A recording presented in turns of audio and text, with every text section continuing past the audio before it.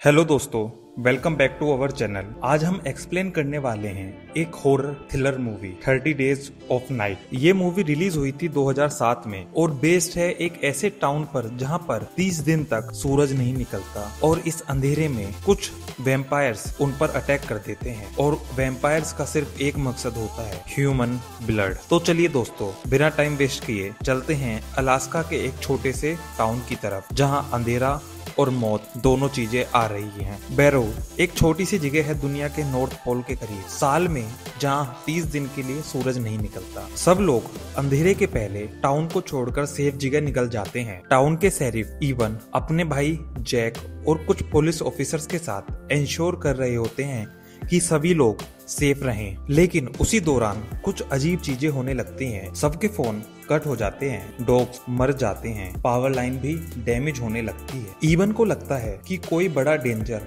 आ रहा है। इसी के बीच में एक स्ट्रेंज मैन आता है, बार में घुसकर बोलता है, they are coming, you can't stop them. Police उसे अरेस्ट कर लेती है। वो आदमी कहता है, I have done my job, they will kill you all. सब कंफ्यूज हैं, कौन आने वाला है। जब फाइनली सनसेट हो जाता है, टाउन में कंप्लीट अंधेरा छा जाता है और उसी दौरान शुरू होती है खून की कहानी। एकदम से सब जगह से चिल्लाने की आवाज आने लगती है। हर घर में लोग मर रहे होते हैं, एक एक करके लोगों पर अटैक कर रहे होते हैं वैम्पायर्स। काले कपड़े, तीखे दांत और इनह्यूमन स्पीड के साथ। उनका लीडर है मैल्डो, जो कह रहा होता है, no survivor, no evidence, only silence. उनका प्लान सिंपल है, पूरे टाउन को मार देना ताकि कोई ट्रेस ना कर सके उनको। इवन और उसकी वाइफ स्टेला कुछ लोगों के साथ एक बंकर में छिप जाती। बाहर से सिर्फ हवा, बर्फ और वैम्पायर्स की आवाज आ रही होती है। अब शुरू होती है सर्वाइवल की स्ट्रगल। हर दिन कुछ लोग मर जाते हैं और बचे हुए लोग अपने आप को गर्म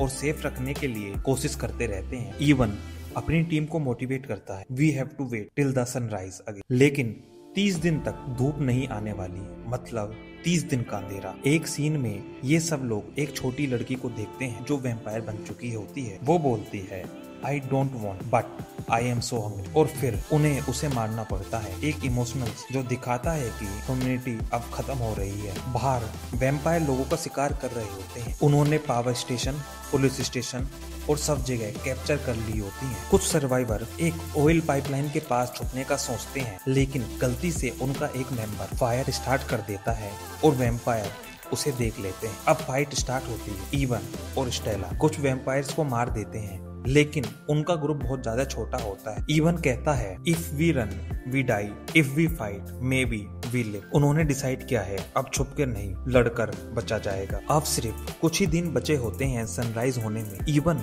देख रहा होता है कि वैम्पायर्स का लीडर अब पूरे टाउन को जलाने वाला है। उन्हें रोकने के लिए इवन एक शॉकिंग डिसीजन लेता है, to kill them I have to become one of them. वो अपने भाई जैक के सामने वैम्पायर्स का ब्लड इंजेक्ट कर लेता है और खुद वैम्पायर बन जाता है। अब उसके पास उनके जैसी पावर होती है, पर उसके अंदर ह्यूमन हार्ट भी होता है। इवन सीधा वैम्पायर्स के लीडर के सामने आ जाता है। एक इंटेंस फाइट होती है, बर्फ, खून और फायर के भी। मैल्डो कहता है, you think you can stop us. Even बोलता है, आई ऑलरेडी डिड। और एक पंच में उसका फेस क्रश हो जाता है। मैल्डो मर जाता है।